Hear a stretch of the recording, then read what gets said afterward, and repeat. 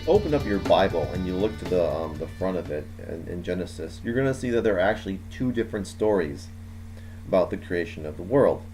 The first one is a more scientific, objective kind of a story, whereas the second one is more subjective, is more personable, is more of a storyteller kind of story.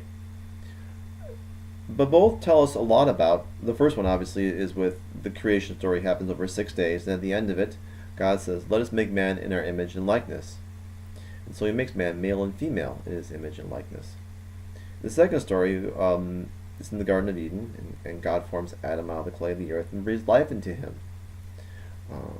Having done so, he then needs to find a suitable helper for Adam. And so he makes all the other animals and breathes life into them. Adam names them all, but he's still alone. And so God puts Adam into a deep sleep, takes a rib out, makes Eve. When he wakes up, Adam says, this one of last is bone of my bone and flesh of my flesh. This one should be called woman, for out of man she was taken.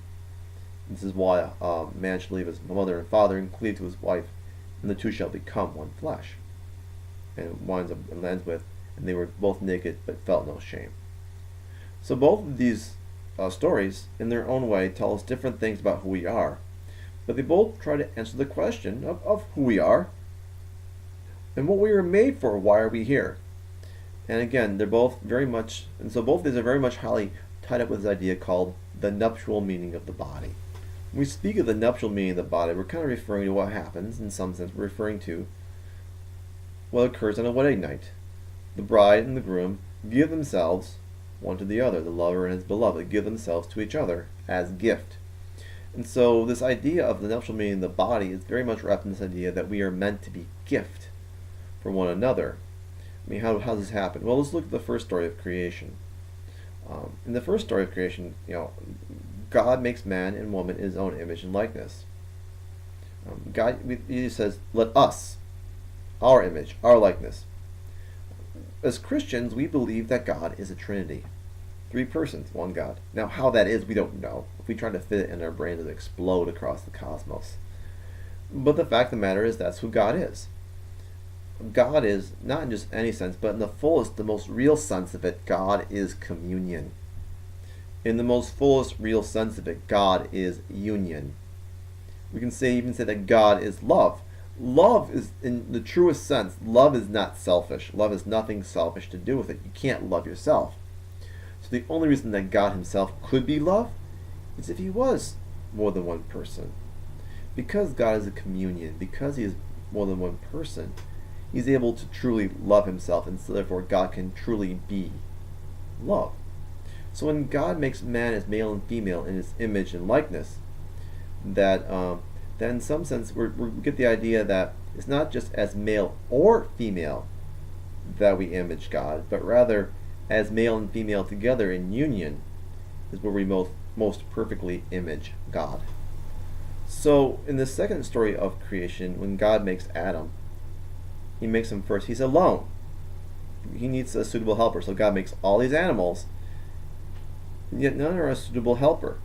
And it's kind of interesting because obviously, like Adam, they're made from the clay of the earth. We share a nature with all we share a common nature with all the animals. Our physical nature with the animals is the same. And so Adam, despite the fact that he had this in common with the animals, still felt alone. This points to the fact that Adam had there was something about man that was different than the animals, a deeper level. Even though on some level he was the same, on a deeper level he was different. On the more important level he was different.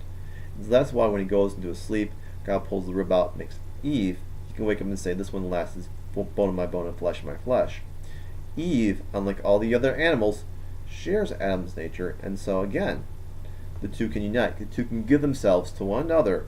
And in giving themselves one to another as a gift, Adam and Eve most fully image God, who God is, become a sign of who God is. So again, we have this idea that it's not so much in our solitude, but in our communion, in our union, that we image who God is. I want to make sure we understand that union is not just limited to marriage, the husband and wife, the male and female uniting. Anytime we reach union in a way that's appropriate in a relationship, we image who God is.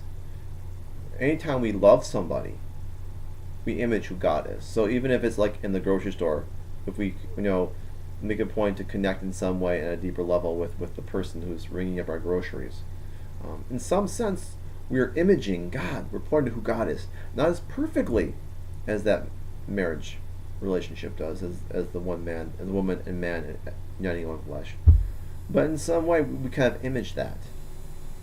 Well, obviously, one of the kinds of relationships that also shows this union and that points to God's love is the dance relationship. I'm going to use a crass example here. In a strip club, there's dancing. The guy goes in. Does he do any dancing? No. He just sits there. He gives the woman money, and then she dances, and he gets stimulation. It's a give and take relationship. It's all about use.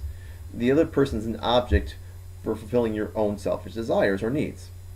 I mean, and making money is necessary, but still, I mean, it's about me. We're using the other person for my own selfish needs, my needs, not their needs. Well, contrast that to what we do in partner dancing. It's the exact opposite. And it starts out with the guy. As the man, I initiate the relationship in dancing by offering my lead. I don't force it on the woman. I give myself and my lead as a gift, and then she receives and follows. It's not my job to lead. I'm not like, oh, I go lead somebody. No, it's my joy to lead. It's not her job to follow. It's her joy to follow. And so by I give myself to her, and she receives, and then she gives herself by receiving. This cycle continues, and everyone's full of joy. It's wonderful. But it starts with the idea of not looking after our needs, but being gift for the other person. And of course, obviously, it's a sign of union. I mean, there's two people who become one artistically. We move across the dance floor as one. That, two people, one dance. And so, in that sense, really, dance helps us really understand this nuptial meaning of the body, of how we're made to be gift for one another, and that in uniting as one will, we image the God who is love.